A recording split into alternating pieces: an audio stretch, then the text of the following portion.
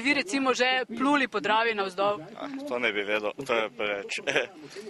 Od začetka, jaz sem že 25 leto tu zraven in od začetka je bilo pač tako, da smo imeli eno vožnjo na sezono, pa smo razdelili splav, pol se je pa začelo s turistične namene.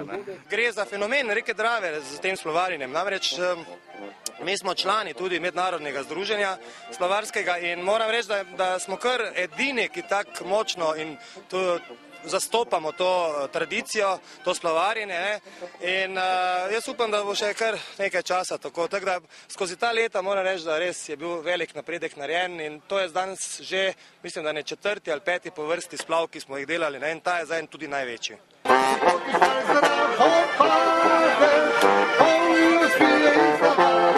Kakšen je pogled iz splava na Maribor?